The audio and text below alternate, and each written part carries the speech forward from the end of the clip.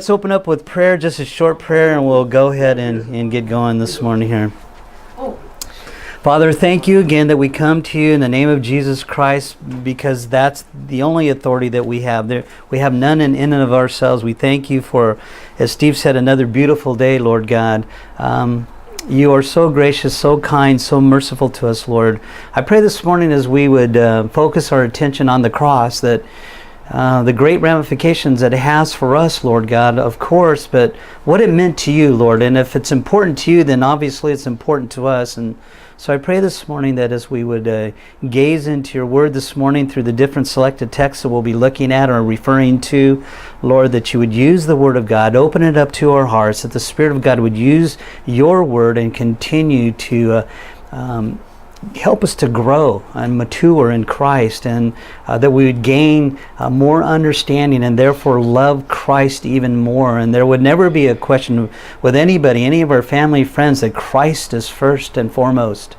Help us, Lord, I pray, for your glory in Jesus' name. Amen. Okay, well, this morning, as you can tell, we are going to be looking and taking the Lord's table together. It's always a great joy when you contemplate the cross and all the ramifications that it has. But today I want to look at the cross from a different perspective, as if we can. And it is a little different.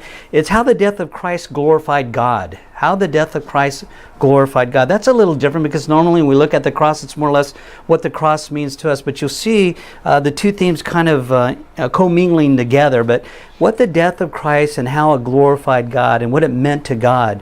Now you remember in John chapter 21 and verse 19 that the Lord said to Peter that he was going to die as a martyr. Remember that? And how Peter was going to die. And you remember that he told Peter that his death was going to glorify God. And you remember Peter did die as a martyr for the gospel of the Lord Jesus Christ faithfully, and of course went. But you remember also that Peter, in history tells us that Peter did not want to be crucified the same way that the Lord was, and wanted to be crucified upside down because he didn't see himself even worthy to be crucified as the Lord was. So in a demonstration of his unworthiness, Peter was crucified upside down. Now, as you know, Peter's death was non-redemptive, right? It didn't have any redemptive purposes for our lives. It was non-efficacious. It didn't in some way bring salvation to us. And it was non-transferable. It was his death, and it was a glory to God. In other words, Peter's death did not provide anything redemptive for us. For anyone else, as far as that goes. The Lord made it clear, though, that his death was to glorify God, and it did. And it did. So what we need to see is that Peter's death did bring glory to God. It was non-efficacious, non-redemptive, non-transferable. So how much more is the death of Christ and his glorifying God? Well, it's a great deal more. We're going to look at some elements of that. We almost exclusively, when we talk about the cross, we are always thinking about in how it regards and impacts our lives as believers. We say things like this: Christ died for us, right? You've said that. I've said that. We say that he's died for our salvation. We say that he died for our eternal glory. And all those things are true and right. And Christ died to rescue us from sin, from the judgment of hell. And all of that is true, and all of that is right, and all of that is good. And we all praise God for that. But that's really a secondary byproduct, believe it or not, to the fact that Jesus primarily died for the glory of God.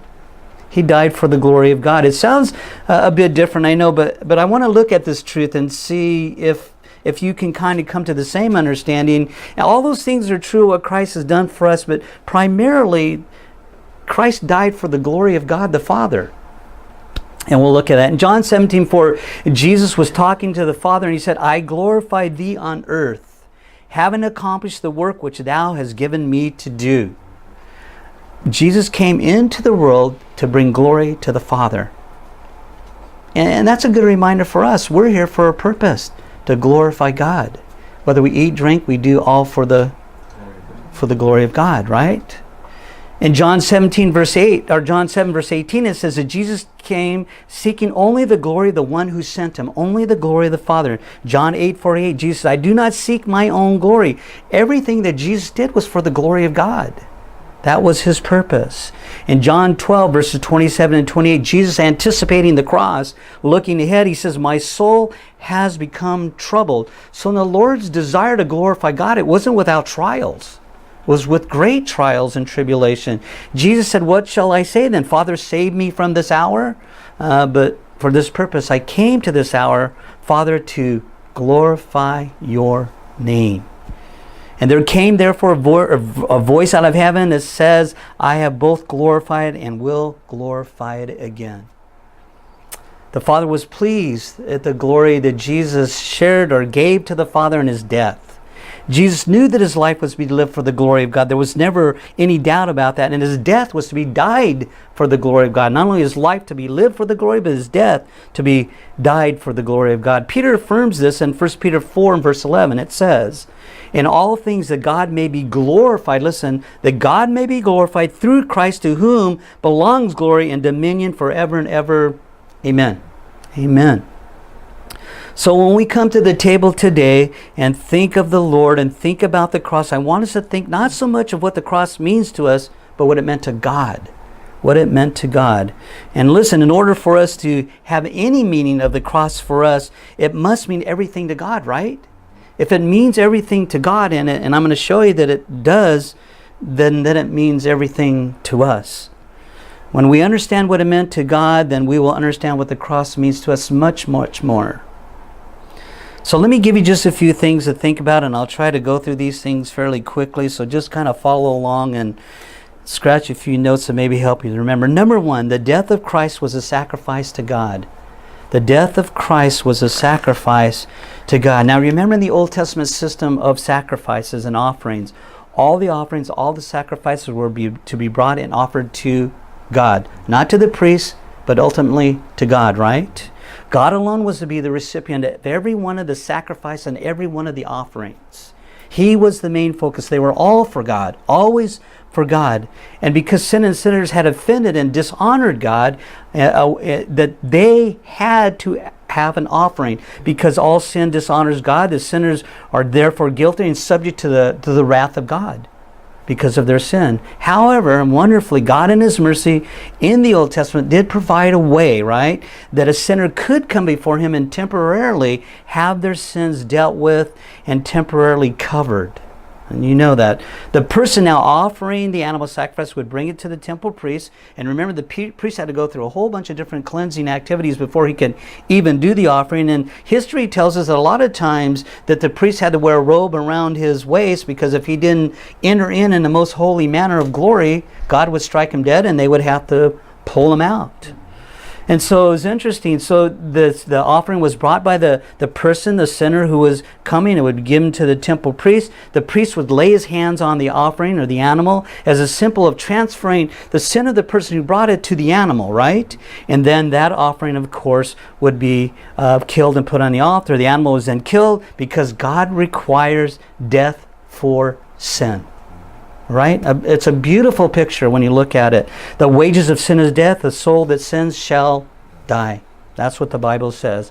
So the killed animal's blood was then poured out over the altar by the priest. The person who brought the sacrifice was temporarily cleansed or covered by God, because the animal sacrifice was never a permanent sacrifice. It was always a picture, an allusion to what would happen at the cross of Christ, the Lamb of God who would permanently take away the sins of the world for all those who would believe on him.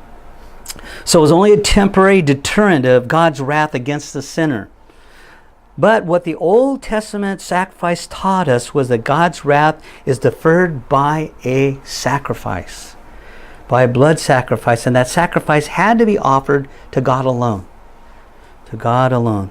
So what all the Old Testament sacrifice presented are a very clear picture and description when the final sacrifice, the Lord would come once and for all in the person of the Lord Jesus Christ, the God-man, totally God, sinless man, combined in one person, an enigma to us to understand, but the truth of Scripture, to die in our behalf as the Passover lamb, as John said, that takes away the sins of the world. So just like the Old Testament sacrifices were all for God's glory, Jesus was a sacrifice to God. He was an offering to God, yet he was both the priest and the offering. He's the high priest. He's the true high priest. He was the final Passover lamb of God who's going to take away the sins of the world for those who are Christians. Our Lord's offering was full, it was final, and it was acceptable sacrifice to God, right? In Hebrews 7:27 it says that Jesus offered himself up once and for all. A done deal. No more. Never needed to be done again. He alone is the permanent and final sacrifice. In Hebrews chapter 9 and verse 14, it says that Christ offered himself without a blemish to God. Sure, he was without sin. Never sinned in word, deed, and thought. From the youngest age of his understanding of who he was, all the way through his adulthood, all the way through the point when he died on the cross, never once sinned in word, deed, and thought. Amazing, right? We can't comprehend that.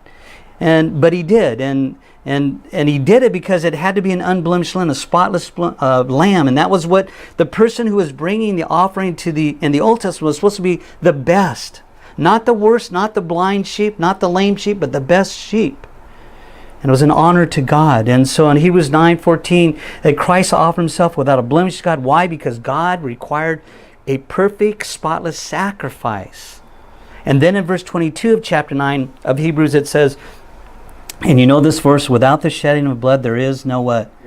There's no forgiveness. There's no remission from sin. There had to be death for the remission of sin. And so, Christ was not only a sacrifice to God, he was also a submission to God. Secondly, he was a submission to God. In Hebrews chapter 10, verses 8 through 15, it talks about the Lord's sacrifice. Remember this? It says, sacrifices and offering and whole burnt offerings and sacrifices for sin thou hast not desired, nor hast thou taken pleasure in them, which are the offerings according to the law. Then Jesus said, behold, I have come to do thy will, O God. He said, by this will we have been sanctified. We've been sanctified through the offering of the body of Christ Jesus once and for all. Jesus, having offered one sacrifice for sins for all time, says he sat down at the right hand of God the Father, for by one offering Jesus has perfected for all time those who are sanctified or saved. We are perfected in Christ. Our salvation is ultimately perfected in Christ. Our sanctification is ongoing, but there is a true sanctification that ends in our glorification before God, when we will finally be glorified. We have been sanctified for all time by the work of Christ on the cross. These verses show us that the death of Christ was an act of selfless, obedient submission to God. It was God to God. Our Lord's death on the cross was a submission to God. In John chapter 4, verse 34, the Bible says, Jesus actually said, my food is to do the will of him who sent me. The one who sent me, and to accomplish his work. It was all about the Father. The Lord's whole life was a life of meaningful, submissive obedience to everything that the Father had desired and wanted him to do. And he did it all. Flawlessly, perfectly, without sin. Praise God, right? The perfect sacrifice. Now, at all levels of age, even Jesus with a limited understanding of a child, Jesus perfectly obeyed and submitted to God to whatever degree that he understood that. Remember, because his family was upset when he was younger, they left, and they found out when they were heading back that Jesus wasn't among them. They went back to the temple, and Jesus said, where else would I be? Right? But about my Father's business and the will of God, teaching the elders. Pretty amazing thing. So he understood that. Jesus understood that. His whole life was a complete life, and it's a great example for us. His life was a life of complete and perfect submissive obedience. Our Lord's greatest delight was to do the will of God, his Father. Is that yours? Is your greatest desire in this life over everything else to do the will of God the Father? It was for our Lord. I fall short of that often. I don't know about you guys, but I do. But it's a good reminder, isn't it? It's a good reminder that sometimes we can let the things of this world, the politics of this world, I don't know why we do, but we do, the football games of this world, the activities of this world, whatever it is, rob us of our joy of giving our life to God fully and completely, right, in a submissive act of obedience. Don't do it anymore, okay? And I'll pray for you, you pray for me as well. Okay, so our Lord's active, he was active in obedience to God. Again, it wasn't without trials. Jesus had trials. I know you guys know that. He did. He had great trials. If it wasn't the religious erudites, the Pharisees, Sadducees, and the scribes that were constantly battering him, it was looking at his death to the cross. That was a great trial for him. In Luke 12:50, there was a great struggle that was going on in his heart over the whole thing. Jesus said, I have a baptism that I need to undergo, there's a fiery trial that I need to undergo. And he says, how distressed I am until it is accomplished. And it was accomplished, right? At the cross, he bowed his head and said, Father, it's finished. It's a done deal. In Luke chapter 22 and verse 44, it says that with the cross in view now, Jesus was being in agony. You remember this, he was praying fervently, and sweat became like drops of blood falling down to the ground. That's tremendous struggle. So his life was not without trials and tribulations. So when we say, well, he was God, he was Christ, he was the perfect man. Listen, his life was with great trials, great tribulations, probably far more than what we face. Far more than what we face. So sweat became like drops of blood, as it were, falling to the ground. I sweat a lot and sweat over different things, but I have to say that I never sweat blood droplets ever. He did. So in our Lord's life of submissive obedience to the Father's will, there was never an agony of obedience in his perfect soul that can match that of the cross. Because it was at the cross that Jesus suffered the curse of death from the Father. He tasted death as a sin bearer for all sinners. He bore on and in his body the full weight of God's wrath against sin. And so his obedience at the cross is an amazing act of submission. It's an amazing act of submission. He truly did everything to glorify God. That was his greatest desire. Beloved, even the horror of finding the Father's house being used as a den of iniquity and a house of robbers and everything else, which was a great struggle, even unleashed his righteous indignation, right? That he went and cleansed the whole thing. But nothing compares to the great struggle that Jesus went through, bearing the sins of all humanity under the wrath of God. If it would be possible that the whole world would come, past, present, and future, and repent and believe in Christ, his work on the cross is efficacious for everyone. In the past, present, and future, if perhaps the whole world would come to know Christ. What a great world to live in. Well, someday we'll live in a world like that, right? It'll be a wonderful time. So even with the great struggle and the great anger that he had over the robbers that were using the Father's house as a den of iniquity and charging people exorbitant prices for their Passover offerings, all those things, nothing compared to the wrath that he was going to suffer on the cross. And he knew it with great agony and suffering death in the place of a sinner. And not just one sinner, but every sinner, past, present, and future. And every generation. That's a lot of sin to have heaped upon you.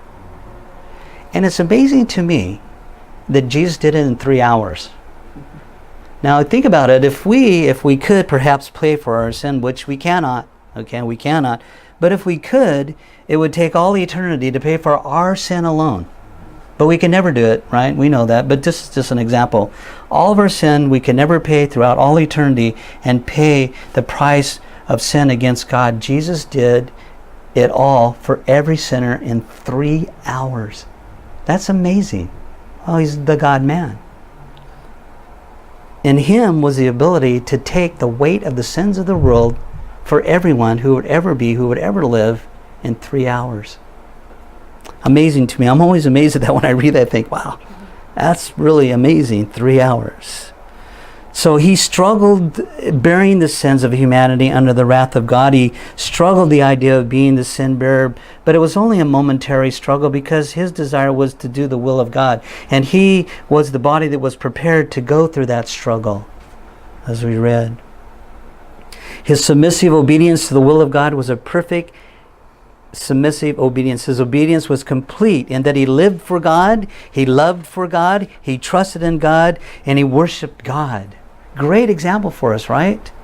Do we do that? Do we live for God in our daily lives? Do we love for God in our daily lives? Do we trust in God? Do we worship God in complete willingness and submission? All that Jesus did was in perfect compliance to the will of God the Father, in every respect submitting to the wrath of God to pay for our sins. Graciously, kindly, mercifully he did it. Jesus was always perfectly whole and obedient, holy and obedient to God in everything. He lived a perfect, holy, unbroken life of obedience that qualified us. Now, His perfect life of holy and broken life of obedience to God the Father qualified us to have a right relationship with God the Father. Because the Lord's perfect righteous life of obedience was accredited or transferred to our account. That's the greatest transfer that could ever happen. Even if you have a rich aunt or uncle that might leave you millions of dollars, there's nothing greater than that. That by the work of Christ, Christ graciously granted you his righteousness and took your sin and my sin upon him and paid for it. So in our Lord's living and our Lord's dying, there was efficacy for us, right? He was the one who died for us. His obedient daily life of righteousness became the life that's credited to our account, just as his obedience in death is credited to our account as well. Not only his life lived, but his death on the cross, accredited to us in full, transferred to us.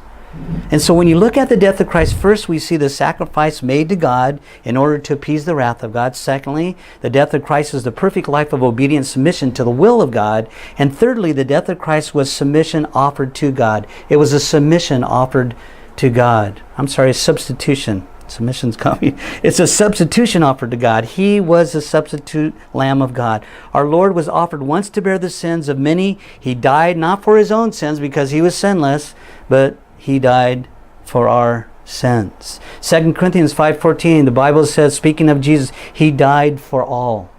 For all. 2 Corinthians 5:21, the Bible says, God made him sin for us. He who knew no sin became sin on our behalf that we might become the righteousness of God in Christ, right? In 1 Peter 2:24, the Bible says, Jesus himself bore our sins in his body on the cross that we might die to sin and live to righteousness. Isaiah 53, the Bible says he was oppressed. Jesus was afflicted. He himself bore our griefs. He carried our sorrows. He was smitten of God. He was afflicted. He was pierced through for our transgressions. He was crushed for our iniquities. The chastening of our well-being fell upon him. His scourging, and by his scourging we are healed and saved. We're saved. God the Father caused the iniquity of all of us to fall on Christ. He is our substitution. Substitutionary, what? Atonement, right? He's the sacrifice. The chastening of our well-being fell on him, and by his death, by his scourging, we are saved. He took our place for the outpouring of God's divine wrath and justice. In 1 Peter 3:18, Peter says it this way, Christ died for sins once for all, the just for the unjust. Who's the unjust? Right? We are the unjust. And he's the just. In order, listen to this, he died once for all the sins, for the just, for the unjust, in order that he might bring us to God, having been put to death in his flesh. By the death of his flesh, he brings us to God. That's the doctrine of substitutionary atonement, right? You know that. Christ died as a substitute sin offering for sinners because God is absolutely holy, and sin by definition is a violation of God's perfect law, and God's law is a perfect expression of God's holiness, and any violation of God's law must be dealt with. And since all sin is a violation of God's law, all sin must be and will be punished and judged, right? It will be.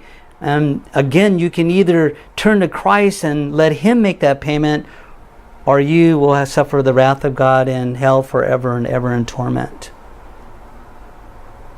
I think I'll take Christ on that one. Right? Thank you very much. That's a no-brainer. Even though I'm a bit tired, I can think that well ahead. And again, as James says, if you stumble over one point of the law, you've broken the whole law, right? Yeah, so I'm always, like I said, I'm always curious and interested with the people that tell me they've never sinned. I go, well, that's a sin. That's a lie, right? I've never sinned. Well, that's a lie. There's one. Do we really need to back your life up? I could probably point out more. No, all have sinned. All have fallen short of the glory of God. There's none righteous, no, not one, right? So all sin will be punished. Every sin in your life and my life and every life that's ever been lived or will lived will be punished, and God knows it all. People think that God is up there and he's not paying attention. He's paying great attention to what's going on. He's in control of everything that's going on. And that is the dilemma of every sinner. That God will judge sin of every sin and sinner that has ever lived or ever will be. God determined that the just and right penalty for sin is death. That's death. That's what God required, and God executed that penalty for sin on His Son. There was a death owed to God's divine justice against sin, and Christ paid the penalty in full. Once and for all, for those who would believe in Christ alone for their salvation, repenting from their sins, believing in Christ, who Christ is, the work of Christ, and everything about Christ. Jesus took the guilt of all of our sins and took the full fury of God's wrath as our perfect substitute and paid it in full in 3 hours. On the cross. That's amazing, right? Truly good news. Yeah, right? That is the good news, isn't it? So first we said that the death of Christ is a sacrifice to God. It's a submission to the will of God. Secondly, thirdly, His death is a substitute offered to God in our place. And number 4, Christ's death was a satisfaction to God. It was a satisfaction to God. What that means is, and it says that throughout the New Testament, that He was the propitiation or the covering for our sins. In 1 John, we could turn there real quick, or I can just read it to you. In 1 John, we kind of touched on it already. And in verse 2, in 1 John it says, well, let's read verse 1. It says, "My little children, I'm writing these things to you so that you may not sin. And if anyone sins, we have an advocate with the Father, Jesus Christ the righteous." Here it is. "And He Himself is the propitiation for our sins," and not only ours, but for those of the whole world, and that would be qualified by those who would believe in Christ. And then in 1 John in chapter 4, it says kind of the same thing.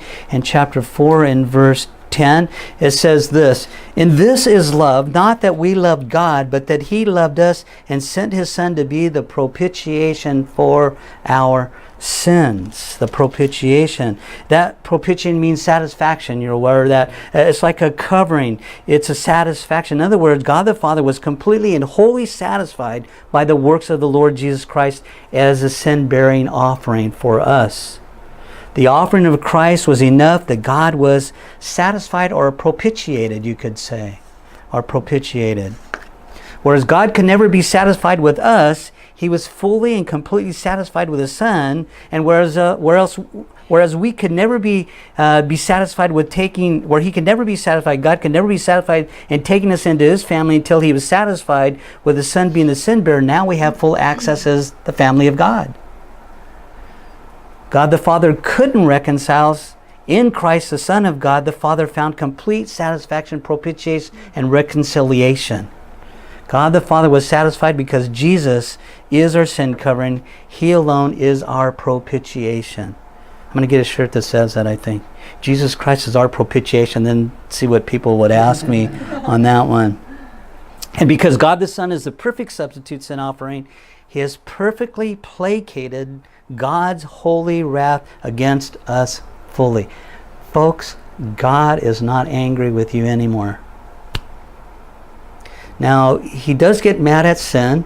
Sin is not good, but He's not angry in the sense that His wrath is bearing upon us daily and moment by moment. That's been placated, propitiated, satisfied by the work of Christ. How do we know that's true? Because it's all over the Scriptures. The Scriptures tells us it's all over the place. In Hebrews 1 verse 3, when Jesus had made purification, it says, of sins at the cross, He sat down at the right hand of majesty on high. That's it. It's a done deal, Jesus is saying. How do we know that the wrath of God for sin was satisfied in His beloved Son? Because God the Father raised Him from the what? From the dead. Took Him into glory, seated Him at His own right hand in power and majesty. So, beloved, when we need to understand that this is not a loving God just trying to placate the anger of God, Jesus. This is not just a loving Son trying to appease an angry Father. This is a loving God. Listen, Jesus is a loving God offering Himself as a sacrifice for sinners. It's much more than that. It's not just Christ trying to placate the anger of God. It's not Christ just trying to appease the anger of Father. He did all those things, but the main thing was He was an offering Himself as a sacrifice for sinners. And when we talk about being saved and we talk about being delivered, we're not only talking about being saved from sin or being saved from hell, we're also talking about being saved from God's wrath, God's eternal wrath. We are literally, beloved, saved from God, by God, through God. Right? We are saved from God, by God, through God. Our salvation, your salvation, my salvation, every true believer's salvation is fully and completely a work of God. You didn't do anything to help out, did you? If anything, I hindered the process. Right? I made it worse. Right? But God is greater than us, and I'm thankful for that.